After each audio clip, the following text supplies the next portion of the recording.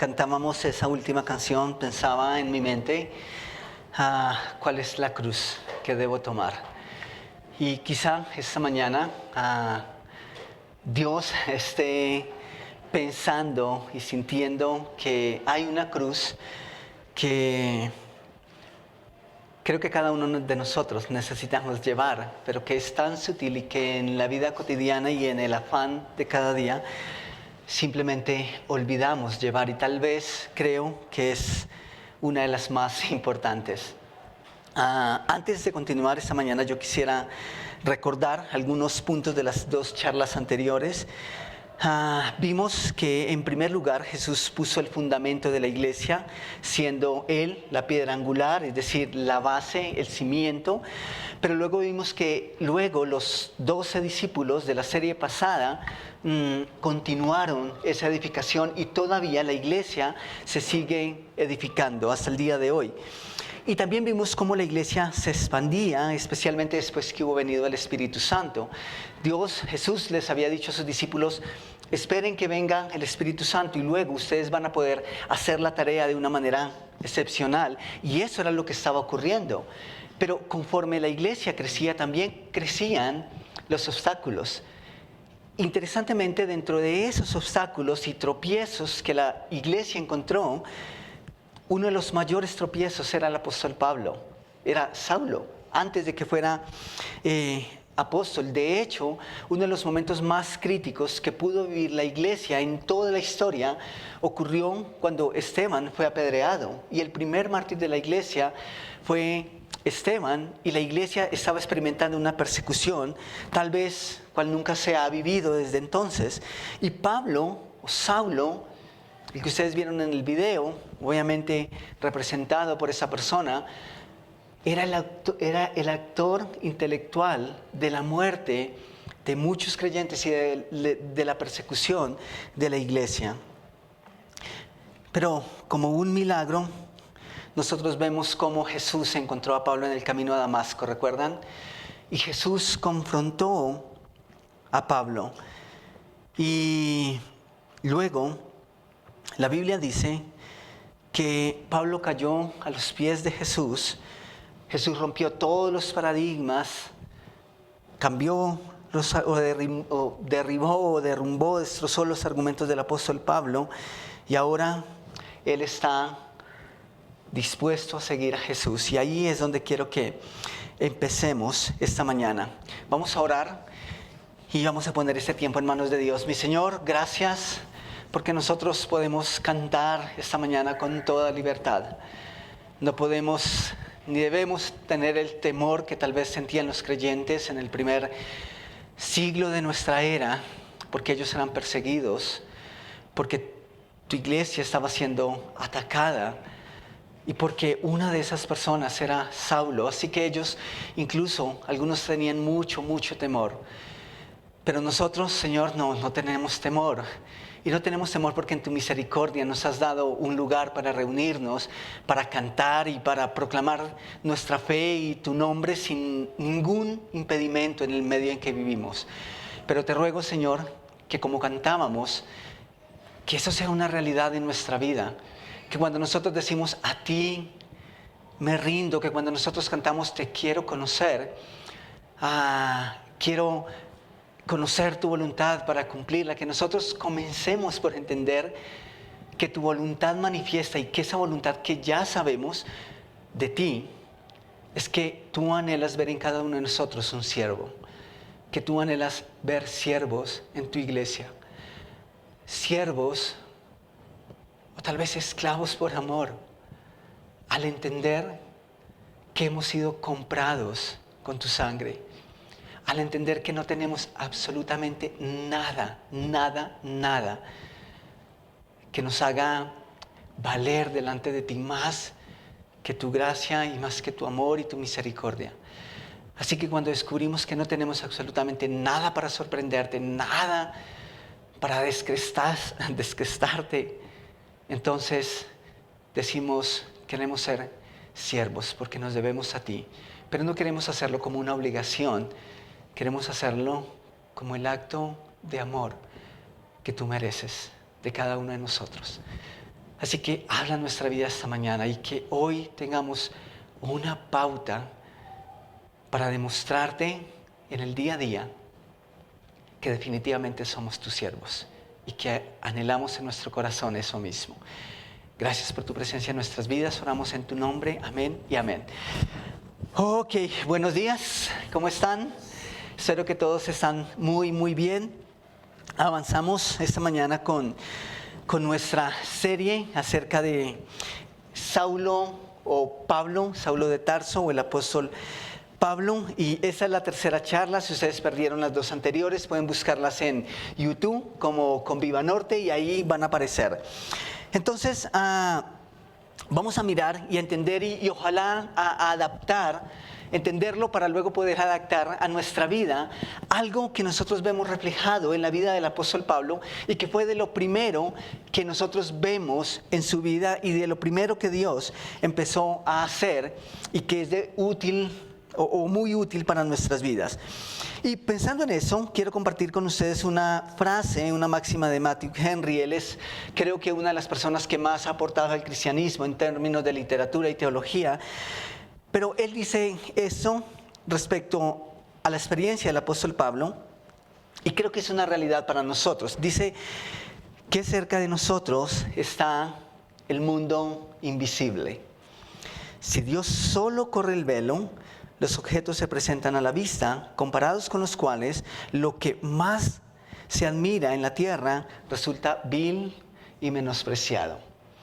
La pregunta es, ¿cuántas veces nosotros dejamos que Dios corra el velo? Eso es interesante. Y en la vida del apóstol Pablo, siento que eso se ve de una manera muy, muy clara. ¿Por qué? Porque Pablo estaba cerca de Dios, pero a la vez estaba lejos. Y cuando digo que Pablo estaba cerca de Dios, es porque Pablo lo que hacía, lo hacía plenamente convencido de que era lo que agradaba a Dios. ¿Me hago entender? Pablo estaba completamente convencido de que lo que hacía era lo correcto delante de Dios, y por eso lo hacía, y lo hacía para Dios. Así que Pablo no hacía las cosas que hacía por maldad o porque su corazón fuera malo. Lo hacía porque el velo todavía no se había corrido. Pero Pablo está ahí en el camino a Damasco con sus amigos y de repente vio lo que nunca antes había visto. ¿Y dónde estaba? En el mismo lugar. Solo que Dios corrió el telón y lo que era invisible para Pablo ahora era completamente visible. Y de ahí en adelante las cosas empezaron a cambiar para él. Y hay algo muy, muy, muy interesante que creo que es donde quiero pasar el tiempo esta mañana. Así que quiero que vayamos de una vez a Hechos capítulo 9 y vamos a mirar desde el versículo 1 hasta el versículo 9 y con algunas pausas. Es interesante que Pablo, siendo el hombre que nosotros conocemos a la luz de las Escrituras, antes de emprender sus viajes misioneros, antes de emprender su camino en la dirección que Dios lo había enviado, Pablo hizo un par de pausas en su vida y siento que fueron la preparación para lo que vino después. Entonces, vamos al capítulo 9, Hechos 9, versículo 1. Saulo, y quiero que tengan en cuenta esto, respirando aún amenazas y muerte contra los discípulos del Señor. Ese aún es clave que lo tengamos en cuenta para lo que vamos a ver más adelante. Vino al sumo sacerdote y le pidió cartas para las sinagogas de Damasco a fin de que si hallase algunos hombres o mujeres de ese camino o cristianos, los trajese presos a Jerusalén. Mas yendo por el camino, aconteció que al llegar cerca de Damasco, repentinamente lo rodeó un resplandor de luz del cielo, y cayendo en tierra, oyó una voz que le decía: Saulo, Saulo, ¿por qué me persigues? Él le dijo: ¿quién eres, Señor? Y él le dijo: yo soy Jesús, a quien tú persigues. Dura cosa te es dar coces contra el aguijón. Él, temblando y temeroso, dijo: Señor, ¿qué quieres que yo haga? Y el Señor le dijo: levántate y entra en la ciudad, ¿y qué? Y se te dirá lo que debes hacer. ¿Cuánto tiempo pasó Pablo escuchando lo que debía hacer? ¿Saben? Siempre pensé, y por muchos años pensé, que habían sido 3 días mientras estuvo ciego. Después la Biblia dice que después de esos 3 días, cuando Ananías le impone las manos, su vista se recobra. Y luego dice que comió y bebió porque en los 3 días no lo hizo, ¿cierto? Y dice que después pasó un tiempo con los discípulos. Y uno dice, bueno, tal vez, ¿cuántos fue esos días con los discípulos? ¿Una semana? ¿15 días? ¿Un mes? No sabemos. Pero parece que antes de ver todo lo que vemos del apóstol Pablo, hay por lo menos 3 años de misterio que hoy tal vez vamos a ver. Y tal vez fue ese tiempo en el que Pablo escuchó lo que él debía hacer. Luego, dice el versículo 7, y los hombres que iban con Saulo se pararon atónitos, oyendo a la verdad la voz, mas sin ver a nadie. Entonces Saulo se levantó de tierra y abriendo los ojos no vio a nadie, así que llevándole por la mano, y eso es interesante, y si ustedes tienen su Biblia física, subrayen esa parte porque eso es importante. Dice así que llevándole por la mano, sí, es Pablo, pero ahora es llevado de la mano por alguien, le metieron en Damasco, donde estuvo 3 días sin ver, ¿y qué? Porque comer es malo, ¿cierto? No. ¿Cuántos desayunaron esta mañana? Bien. Como decimos, bien trancado, ¿sí? ¿Por qué pregunto esto? Porque no quiero que se me duerman esta mañana. Espero que ustedes tomaron un chocolatico, porque ciertamente hoy vamos a ver algunos detalles que requieren de nuestra atención, ¿ok? Uno esperaría, después de leer esto y conociendo ahora las Escrituras y conociendo quién es el apóstol Pablo, uno pensaría que unos cuantos días de quietud de Pablo representaría muchas almas que no llegarían a los pies de Jesús. ¿Me hago entender? Pablo es el misionero por excelencia en el Nuevo Testamento, ¿cierto? Así que ustedes se imaginan, Pablo pareciera que no paraba de predicar el Evangelio. Y donde llegaba, personas se convertían. Donde quiera que iban los apóstoles a enseñar la palabra, personas se arrepentían. Pero Pablo hizo unas pausas. ¿Cuántas almas representaban un día que Pablo no estuviese predicando para el reino? Bueno, tal vez ustedes no piensan en esas cosas, yo pienso en esas cosas vanas. Tal vez no son tan vanas, pero lo interesante es que siendo quien es Pablo, vamos a notar que por lo menos Pablo hizo un par de pausas. Vemos una que leemos claramente aquí, que duró ¿cuántos días? 3 días, ¿cierto? Fueron 3 días. Y luego vemos otra, esos 3 días fueron particulares, pero luego vemos que él esperó otros días sin hacer nada de obra misionera, que tal vez fueron los días más importantes en su vida.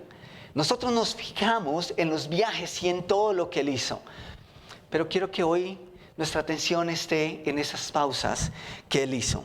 Voy a tomar las palabras de un autor, Richard Foster. Él dice, la superficialidad, y eso está aquí, quiero que lo lean.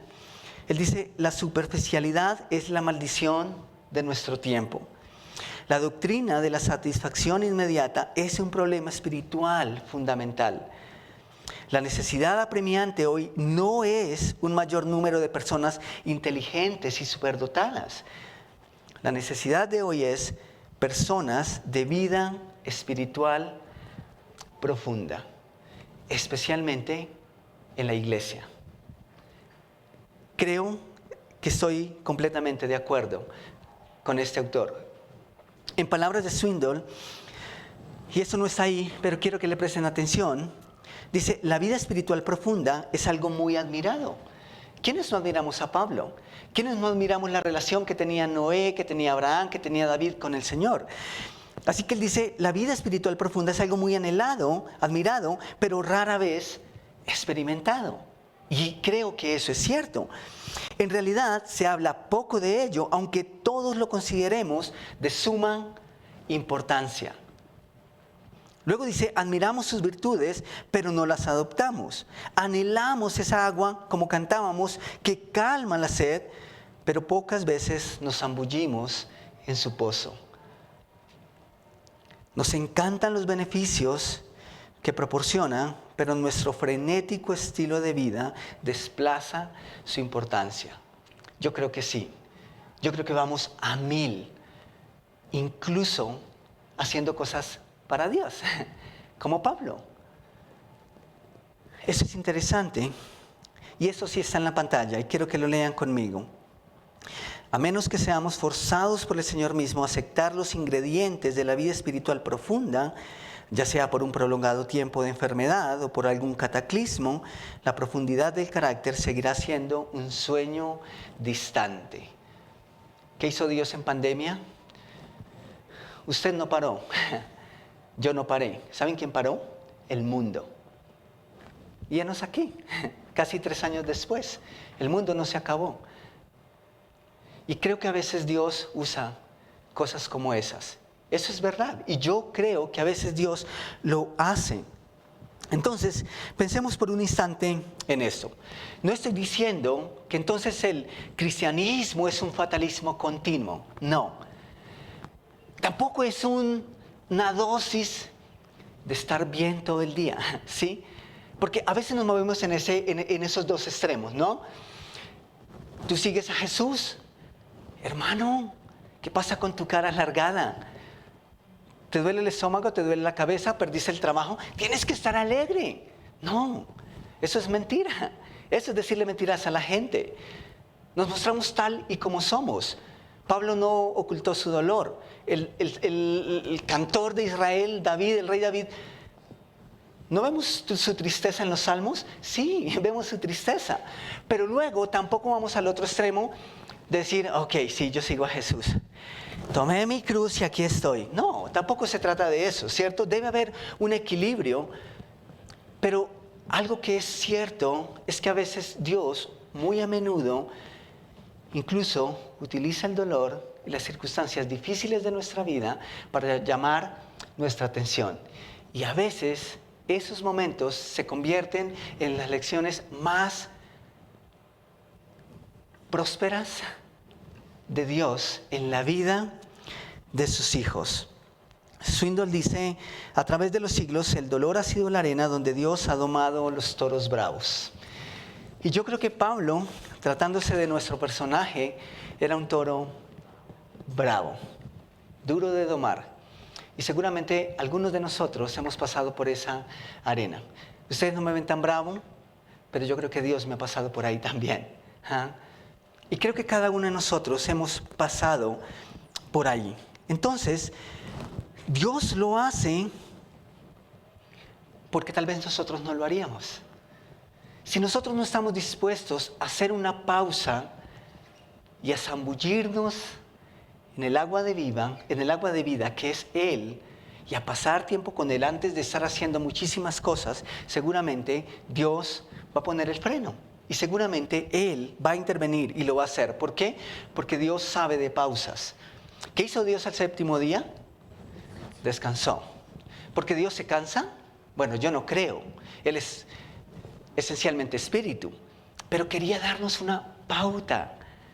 Nosotros sí necesitamos descansar, ¿cierto? Por eso ustedes y la iglesia se reúne el domingo. No porque la Biblia diga que es el domingo o es el sábado o es el miércoles. No, cualquier día nos podemos reunir. Pero lo hacemos porque socialmente hoy es el día en que tenemos descanso. Y yo espero que ustedes no ven el tiempo de iglesia como, no, es que el domingo, pues es que no descanso porque me voy a la iglesia, creo que esto es un bálsamo. Y para mí lo es. Y yo espero de todo corazón que para ustedes también lo es. Porque nuestro tiempo de iglesia es un tiempo para el Señor, pero es un tiempo de bálsamo. Y espero que en serio es así para cada uno de nosotros. Pero Dios puso la pauta al 7º día. ¿Qué hizo Jesús? Incluso cuando la gente y cuando Jesús tenía toda la atención de la multitud, incluso sus discípulos decían, pero Jesús, espera, mira, han venido a escucharte. ¿Saben qué hacía? Se retiraba a una colina, a un monte. ¿A qué? ¿A tomar café? Tal vez. Pero se iba a pasar tiempo de calidad con su Padre, con Dios. ¿Saben algo que me parece muy interesante? Esas pautas son geniales, pero ¿qué del tiempo que Jesús pasó en el desierto? ¿Qué de esa soledad? ¿Qué de ese aislamiento? ¿Creen que Jesús pasó tiempo de vacaciones en el desierto? No, fue un tiempo de prueba, pero al fin y al cabo aislado, lejos de todo. Interesantemente, fue después de ese tiempo en el desierto que Jesús empezó su ministerio público. Y nosotros pensamos que no podemos hacerlo, que no podemos parar. Y vamos a estar hablando de eso esta mañana. ¿Recuerdan ustedes al gran líder Moisés? No al que está allá afuera, que preparó café para nosotros esta mañana. Tal vez sí, pero el Moisés de la Biblia. En pleno furor. Cuando uno diría, hermano, hazlo ya. Solo hazlo. 40 años. Y el hombre se toma las cosas tan en serio que en un acto de justicia comete un error gravísimo. ¿Y saben qué tiene que hacer? Tiene que huir.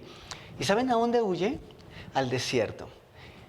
Y pasa 40 años cuidando ovejas.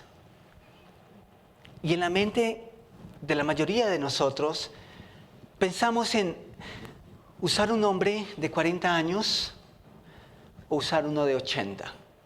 La sociedad, los empresarios, todo dice que este hombre de 80 años ya no es productivo. Ojalá estuviese pensionado, ¿cierto? Ojalá. Pero nuestra sociedad toma a un hombre de 80 años y dice, no, tú no funcionas, tú no tienes nada. Los jóvenes, bueno, son rechazados. Digamos que un hombre de 40 sería, wow. Pero yo creo que esos 40 años de Moisés en el desierto cuidando las ovejas de su suegro fueron el tiempo que Dios preparó a Moisés para luego salir a guiar las ovejas de su pueblo Israel. Por cierto, unas ovejas mucho más tercas que las que cuidaban en casa de su suegro. ¿Recuerdan ustedes lo que pasó con David, un joven de 17 años? A los 17 años aproximadamente mató a Goliat. La historia la conocemos la mayoría, pero quiero resumirla. ¿Qué haría la sociedad con un chico de 17 años que logra esa hazaña en nuestro tiempo? Lo mandamos al podio. Punto. ¿Saben qué ha pasado? Y eso lo tengo fresco. Hay una chica inglesa, ganó su primer título de Grand Slam en tenis, uno de los títulos grandes, lo que cualquier tenista anhelaría. Lo ganó creo que a los 17 años. ¿Saben qué dijo hace poco en una entrevista? Si pudiese escoger, escogería no haber ganado ese título a los 17, tan joven. ¿Por qué? Porque la publicidad la mató. No sabe cómo manejar esas cosas. Pero ¿saben qué hace Dios con un joven que logra una hazaña que es digna de contar generación tras generación a los 17 años? ¿Saben cuándo subió de manera oficial David al trono? Aproximadamente a los 30 años. ¿Qué pasó en esos 13 años? ¿Saben en dónde pasó David? En las cuevas, huyendo. ¿Y saben dónde compuso David la mayoría de sus salmos, que nosotros incluso cantamos? Sí, escondido en la soledad, en la oscuridad, en el aislamiento. ¿Por qué no a los 17? Dios pudo haberlo hecho. Pero creo que David aprendió tanto estando lejos de los focos, de las luces, pasando tiempo con Dios. ¿Recuerdan ustedes al joven José, que sus hermanos lo vendieron, fue a Egipto, y cuando merecía un premio, y cuando merecía ser exaltado por su honra a su amo, y no serle infiel con su esposa, que lo acosaba todo el tiempo, ¿recuerdan ustedes cuál fue el premio que ganó? La cárcel. 2 años de cárcel por hacer lo que es correcto. Dios es injusto. Eso es lo que parece, ¿cierto? Pero yo creo que Dios permite esas cosas. Y no digo que entonces José estaba haciendo las cosas mal, no. Pero yo creo que esos 2 años para José fueron especiales. Y creo que Dios trató con él e hizo cosas ahí, en la vida de José. Lejos de las cámaras, de las luces, de la gente. ¿Saben Dios qué hizo? ¿O dónde estaba yo aproximadamente 11 años atrás?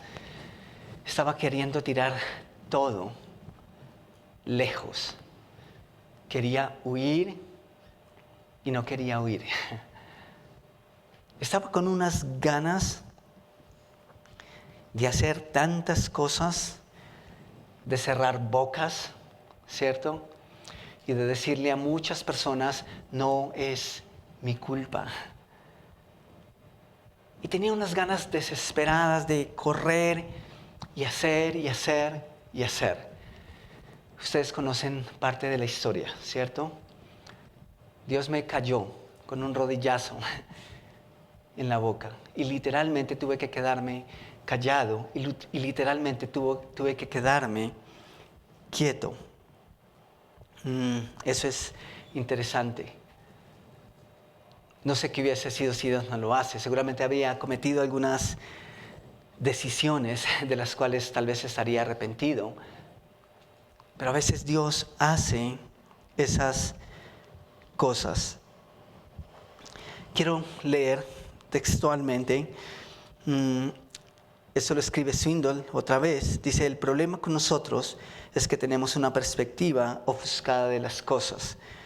Nos consideramos personas listas, inteligentes, capaces de expresar bien nuestras ideas, responsables y eficientes. ¿Cuál es el problema con eso? ¿Hay algún problema en eso? No. De hecho, a veces vamos por la calle y decimos, necesitamos unas cuantas personas así, ¿cierto? No hay problema en lo que acabamos de mencionar. Para nada, para nada. Pero cuando estamos de ese lado, ¿qué es lo que ocurre? ¿Y qué es lo que pasa? ¿Y qué es lo que eso provoca? Una sociedad de personas superdotadas, ¿qué es lo que eso provoca? Ok, siendo así, ¿por qué vacilar? Si somos tan listos, ok, ¿qué más necesitamos? No, hagámosle, no necesitamos nada. ¿Cómo es que dice o cómo era que escuchábamos un tiempo atrás? Yo no paro. Yo produzco. No, sentimos que no podemos parar. ¿Por qué? Porque necesitamos producir y tenemos todo para hacerlo. Entonces, siendo que tenemos una sociedad que piensa y siente de esa forma, las preguntas es, ¿por qué vacilar? ¿Por qué tomarse un descanso?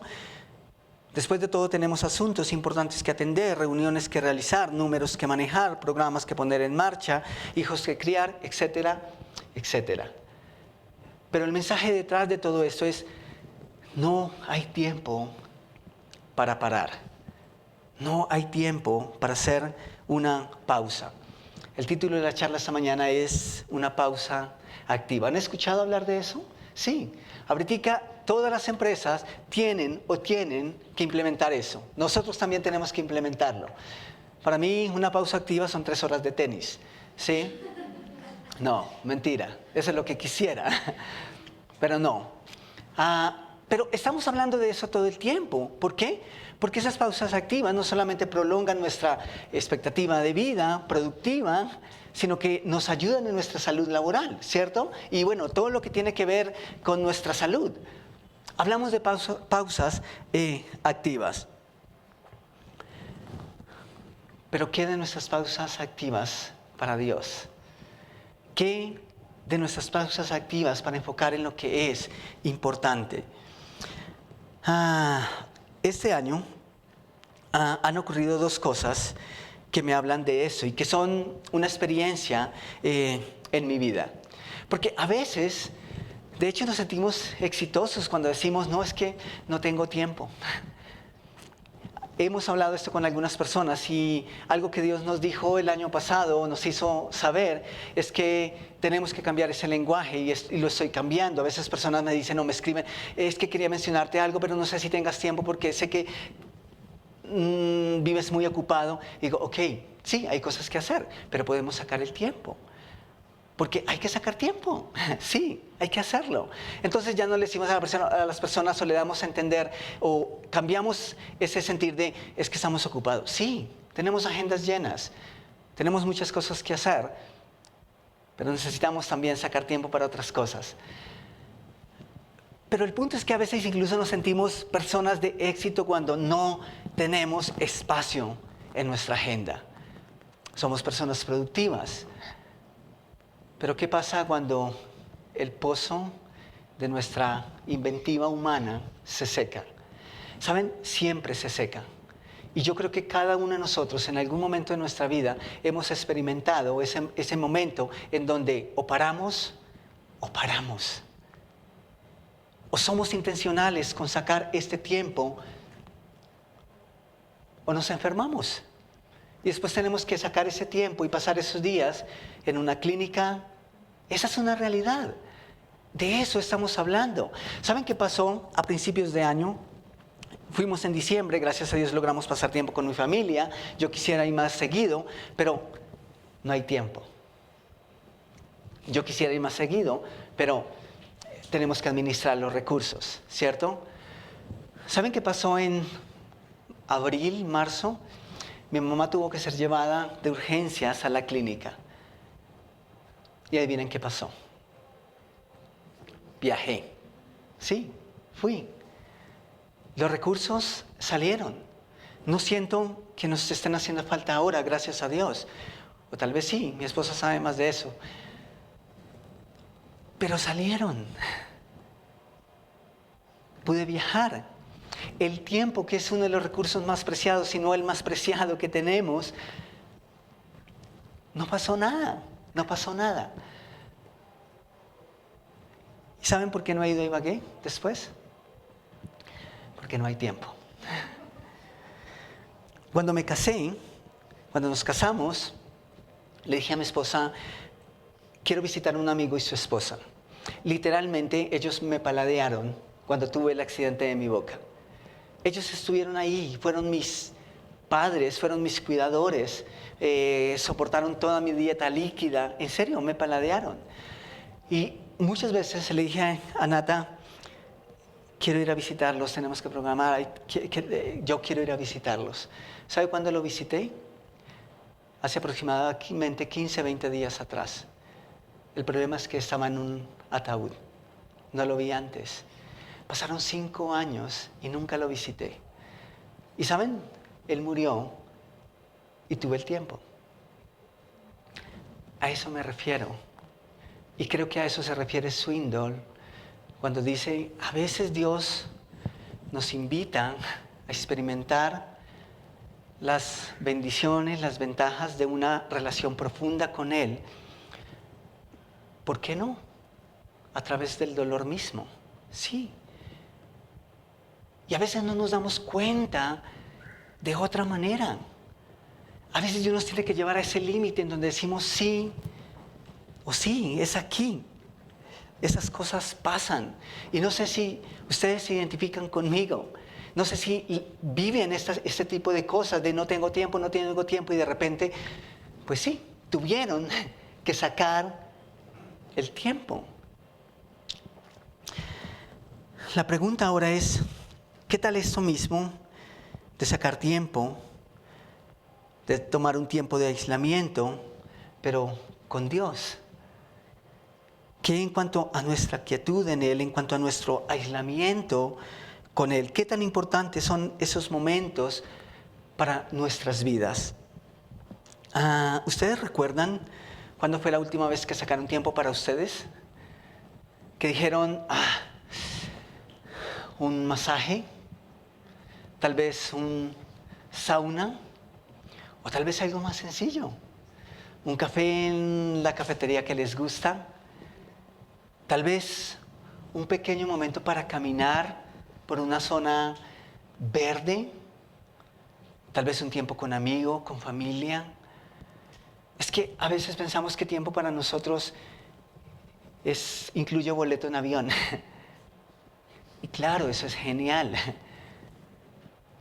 Pero hay pozos más cerca. Yo creo que los hay. Pero a veces decimos, no hay tiempo. ¿Ustedes recuerdan cuándo fue la última vez que sacaron tiempo para ustedes? Yo recuerdo cuando pasa eso en mi vida y estoy tratando de ser mucho más intencional con esas cosas. Pero si ustedes tienen en memoria el día en que eso pasó, no importa si fue ayer o hace meses o hace años, pero creo que si tienes en memoria ese momento en tu vida hay dos cosas buenas. Una es que seguramente valió la pena. Y tú saliste de ese lugar después diciendo, necesitaba esto. ¿Les ha pasado? ¿Sí o no? Levanten la mano, ¿han tenido esos momentos? Genial, me alegro por ustedes. En serio, hay un momento en el que tú dices, no puedo más, o paro. Tomas tiempo para ti, descansas y después dices, wow, creo que necesitaba esto. Eso es algo bueno, valió la pena. Y dos, que es muy bueno, estás aquí. El mundo no se acabó. La economía mundial no se vio afectada. Qué bueno, eso es una buena noticia, no pasó. Seguimos aquí y eso es genial. Creo que eso nos dice que debemos ser más intencionales con esas pausas para nosotros. Pero conociendo el valor de esas pausas, ¿cuándo fue la última vez que nosotros tomamos ese tiempo intencional con Dios? ¿Cuándo fue? ¿Cuándo fue la última vez que tú dijiste, necesito dedicar este tiempo a Dios? Con Él. Voy a hablar con Él. Voy a enfocarme en Él. Es más, ¿cuándo fue la última vez que tú tomaste un café con Dios? No estoy hablando de cosas locas. Si tenemos una relación con Dios, si Dios es alguien real, ¿por qué no podemos tomar un café con Él? Si tomamos un café con amigos, ¿por qué no podemos hacerlo con Dios? Conscientes de que Él está ahí y vamos a hablar con Él. Uno de los problemas es que tenemos esta vana idea de que necesitamos 3, 4 meses en un monasterio, en una montaña, en algún lugar, de que necesitamos un boleto en avión, un fin de semana. Y la verdad es que no les niego, ahora mismo quisiera terminar este momento, ir al aeropuerto, un vuelo, rumbo a cualquier lugar del mundo y pasar tiempo con mi Señor. Pero no puedo. Pero tampoco es el único lugar que tengo. ¿Me hago entender? No se trata de eso, y genial si podemos hacerlo, pero no se trata de eso. ¿Saben cuál es mi café? Y esta mañana les compartía eso. Uno de mis cafés favoritos ahorita no es ni siquiera Juan Valdez. Me encanta Juan Valdez. Iba mucho a Juan Valdez. Starbucks me gusta también, pero no es mi lugar favorito. Ni siquiera Tostado, que también lo disfruto. En el barrio hay cafeterías geniales. Pero uno de mis cafés favoritos ahora es uno que queda aquí por la 7ª antes de llegar a Compensar. Es una señora que sale, tiene su caseta y sirve el café en vasos plásticos, de esos que queman los dedos, de esos que a veces vienen con el chorrión y que te cobran 1,000 pesos. Pero a veces necesito ir a ese lugar. Y la idea de ir a ese lugar es porque puedo sentarme, no hay ruido. En Juan Valdez hay mucha bulla. Ahora tienen mascotas también y se ponen a ladrar y no pueden ni siquiera hablar. Y no tengo nada en contra de los animales, los quiero muchísimo. Pero allá me desconecto de todos y simplemente miro al paisaje. Y eso me parece genial. Solo necesito 1,000 pesos. Me encanta.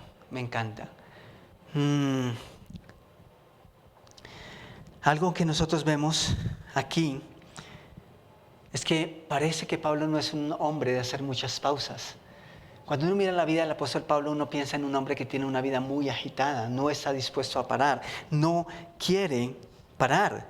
De hecho, ¿recuerdan la palabrita cuando leemos aún? Pablo respirando aún amenazas de muerte, es porque recién habían matado a un hombre por su fe en Jesús. Y Pablo no tiene ni siquiera remordimiento por eso, al contrario.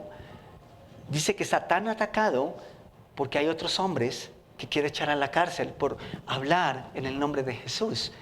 Pablo no está interesado en hacer pausa. Sin embargo, por primera vez en la vida de este hombre, ni siquiera puede ver, ni siquiera puede saber a dónde va, ni siquiera puede caminar solo. Ahora, personas tienen que llevarlo de la mano. ¿Imaginan ustedes lo que fue eso en la mente de Pablo? Pero Dios lo hace. Y si no es así, de otra manera Pablo no habría entendido y visto y conocido lo que ahora Dios y solo Dios le quiere mostrar en un momento de quietud, aislado de todo y de todos.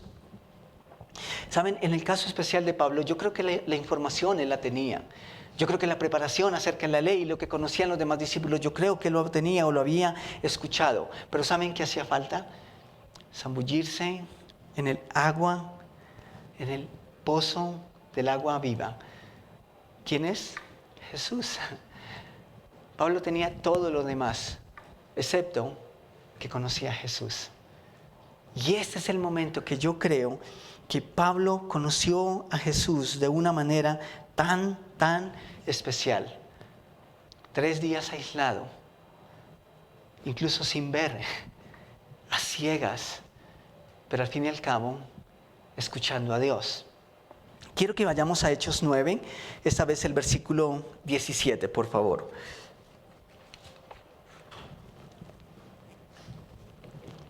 Versículos 17 al 19. Fue entonces Ananías y entró en la casa y poniendo sobre él las manos dijo: Hermano Saulo, el Señor Jesús, que se te apareció en el camino por donde venías, me ha enviado para que reciban la vista y seas lleno del Espíritu Santo. Y al momento le cayeron de los ojos como escamas y recibió al instante la vista y levantándose fue bautizado y habiendo tomado alimento recobró fuerzas y estuvo Saulo, ¿qué? Por algunos días con los discípulos que estaban en Damasco. En menos de una semana, parece que Dios convirtió a Saulo, el asesino de cristianos, en un predicador excepcional. Pero parte de esa preparación incluía el aislamiento, incluía una pausa en la soledad. Pablo necesitaba conocer las implicaciones de su nueva fe, pero más que eso, necesitaba conocer más íntimamente a su Salvador. Entonces, el versículo 20 dice: enseguida predicaba a Cristo en la sinagoga diciendo que este era el Hijo de Dios. ¿Enseguida cuándo? ¿Después de qué? Después de haber pasado tiempo. Eso es interesante. Después de haber pasado tiempo sin ver nada, sin más que escuchar a su Salvador, a Jesús. Cuando la Biblia dice demostrando, aquí en el lenguaje original tiene la idea de enlazar con varios hilos diferentes. Pablo ahora no solamente tenía la ley, sino que tenía el cumplimiento de la ley en Jesús, en la persona que ahora estaba conociendo. Y por eso ahora sus argumentos y su conocimiento era tan vasto. Pero no quiero terminar con eso esta mañana. Quiero que vayamos a Gálatas, por favor. Y si te desconectaste por algún momento en todo lo que ha pasado, quisiera que prestáramos mucha atención a este texto que vamos a leer.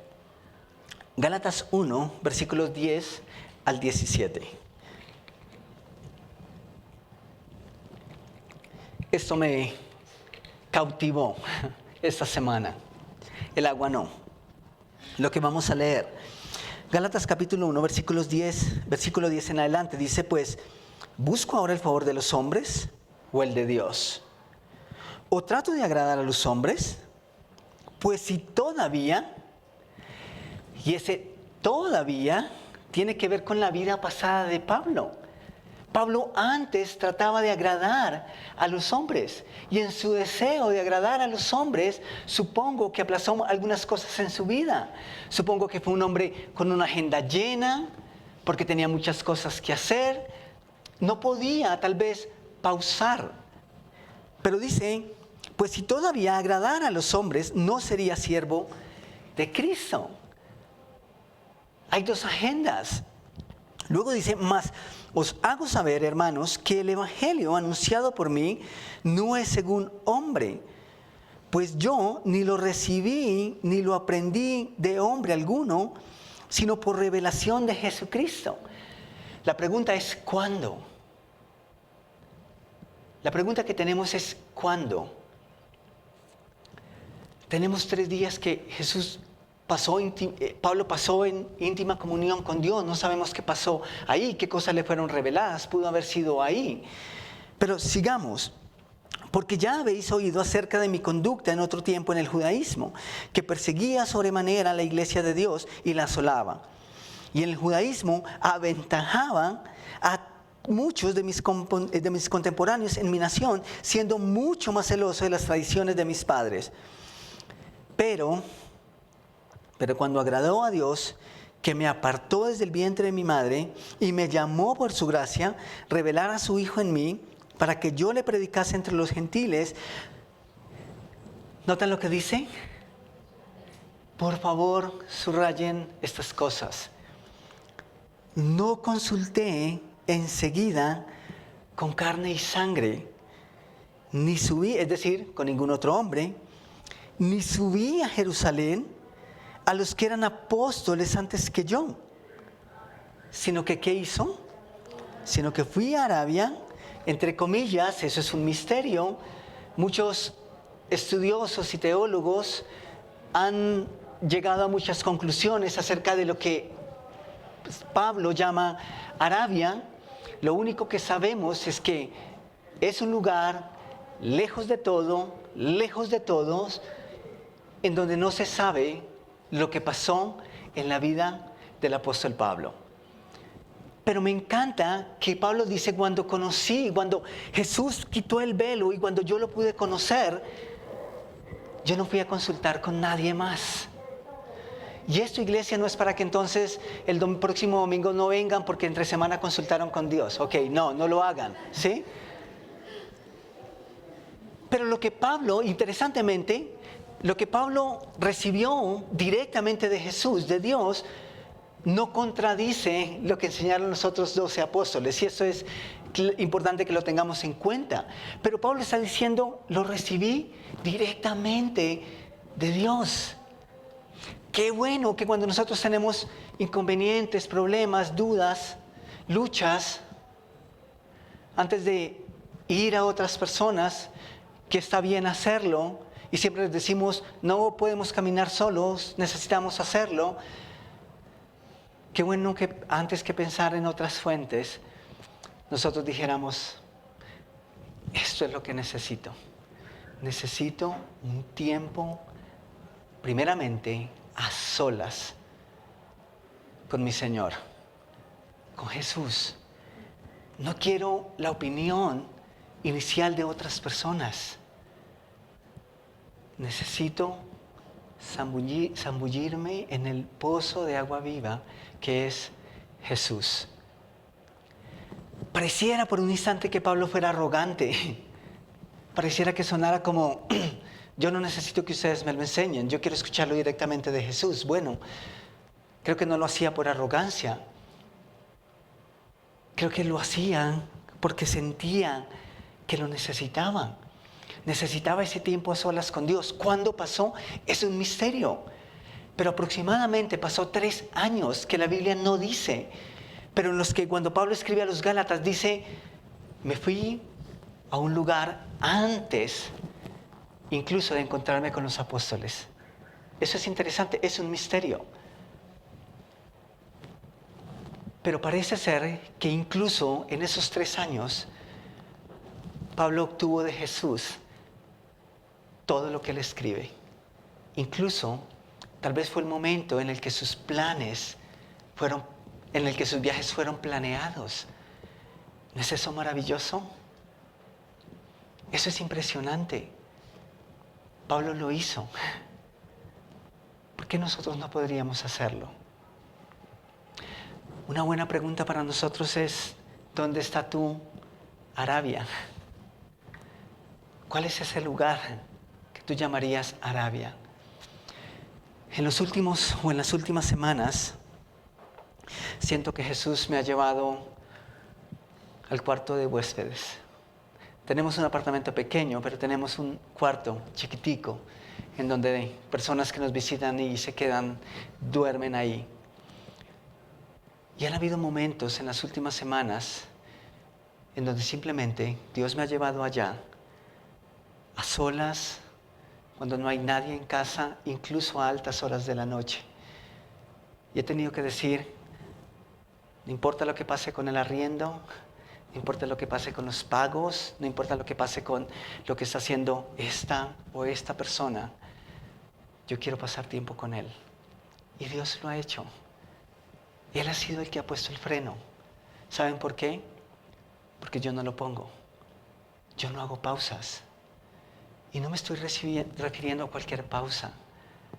Me estoy refiriendo a hacer pausas para experimentar una relación profunda con Él. Sería interesante que nosotros nos preguntáramos esta mañana, ¿dónde está ese lugar? Pablo lo llamó Arabia. ¿Cómo lo vas a llamar tú? Ojalá esa es una meta que nosotros nos ponemos esta semana. Yo quiero pedirte que inclines tu rostro.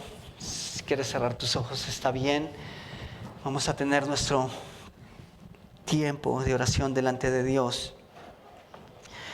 Alguien dijo que todo hombre necesita una pausa en su vida. Tal vez todo hombre necesita una Arabia en su vida para experimentar profundidad en su relación con Dios. Todos la necesitamos y lo bueno es que creo que está al alcance de todos. ¿Cuál va a ser ese lugar en tu vida? Quizá ahora mismo lo estás pensando, pero necesitamos ser intencionales. Y muy seguramente si nosotros no lo hacemos, Dios lo va a hacer. Más vale que nosotros lo hagamos, que encontremos ese lugar en donde Él corre el telón y nosotros podemos ver lo que antes no lográbamos ver. Si tú no tienes una relación con Jesús, creo que esta mañana Dios quiere correr ese telón en donde tú puedes ver más allá y entender que estás separado de Dios y que si mueres en esa condición vas a vivir la eternidad en condenación. Eso era lo que Pablo no veía. Pero tal vez tú estás aquí y estás haciendo tal vez todo lo que es correcto en tu vida. Eres una buena persona, eres un buen padre, un buen hijo, un buen vecino, un buen trabajador, un buen jefe. Pablo creía todo eso. Y Pablo estaba seguro que agradaba a Dios y que tenía una relación con Dios. ¿Saben qué pasó? Un día Jesús corrió ese telón y Pablo entendió que eso no era suficiente si quería salvar su alma. Y Pablo entendió que el único camino era Jesús y el sacrificio de Cristo en la cruz. Y si tú esta mañana estás aquí y dices, yo no tengo una relación con Jesús, Jesús no es mi Salvador, nunca ha pasado eso en mi vida, pero tal vez quieres esta mañana levantar tu mano y decir, yo quiero que alguien me hable un poco más de eso, puedes hacerlo. Hay alguien que esta mañana dice, yo quiero tener una relación con Jesús, yo quiero tener la seguridad con quién voy a pasar mi eternidad. ¿Hay alguien? ¿Hay alguien con mano levantada diga, yo quiero saber más de esto?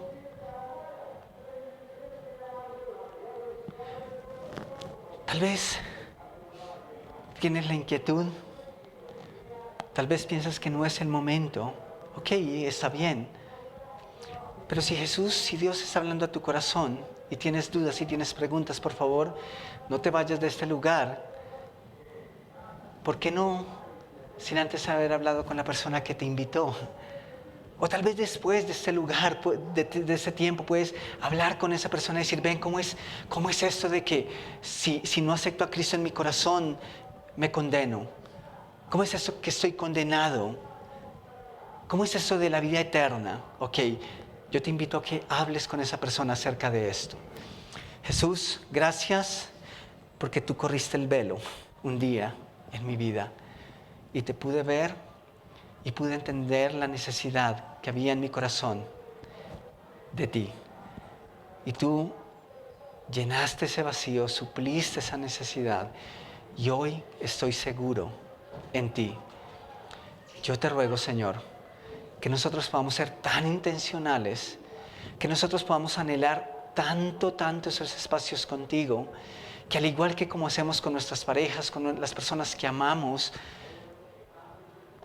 y sacamos tiempo para nosotros, un fin de semana de vacaciones, tal vez una hora, tal vez unos minutos, pero que nosotros amamos y buscamos esos tiempos de profundidad en nuestra relación contigo, Señor. Esas pausas, porque las necesitamos. Y si no lo hacemos, yo creo, Señor, que tú intervienes y no queremos eso. Queremos ser obedientes. Y queremos que nos muestres esos lugares en donde eso puede ser una realidad, Señor. Gracias por mis hermanos. Gracias por correr ese velo en cada uno de nosotros que tenemos una relación contigo y que hemos experimentado salvación.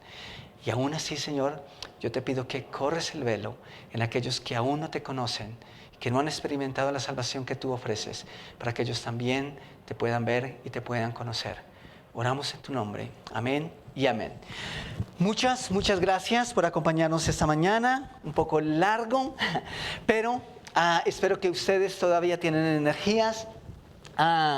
Quiero darle la bienvenida a todos, bienvenidos todos. Especialmente nos gusta cuando tenemos visitas, y si esta mañana tenemos a alguien que nos visita por primera vez, yo quiero pedir que levanten la mano aquí en este espacio. Gracias, tenemos a alguien allí y tenemos a alguien por acá. Bienvenidos. Y tenemos a alguien aquí en la mitad. Eso es genial. Bienvenida, bienvenido y bienvenida. Welcome to our church. Oh, creo que lo pude. Ella me dice, no sé qué estás diciendo, pero ok. Bienvenidos todos. Antes de que vamos y disfrutamos de ese delicioso café, agüita aromática, quiero recordarles de nuestro ministerio los viernes en Maná. También de nuestro tiempo los sábados con los chicos de 12 a 17 años en la zona, 3:30 de la tarde aquí en este lugar. Y hoy estamos invitando, porque tenemos varias personas a las que creo que ya es momento de que empiecen, y queremos invitarles a que hagan parte de nuestro grupo de conversación. ¿Qué es la conversación? La conversación es lo que muchos llaman discipulado, ¿sí? Nosotros no lo llamamos discipulado porque no queremos que ustedes lleguen a algún lugar y se sientan como él es el maestro, la maestra y yo soy el estudiante. No queremos regresar a la escuela, ¿cierto? Queremos tener conversaciones significativas y de eso trata la conversación. Así que si tú no tienes la conversación, no has hecho ese proceso en Conviva Norte, yo te invito para que lo inicies. ¿Qué necesitas para iniciar ese proceso? Simplemente contarnos, decirnos, ponernos un mensajito, hoy mismo o ahorita mismo puedes decirme, yo quiero iniciar el proceso. Simplemente nos dicen.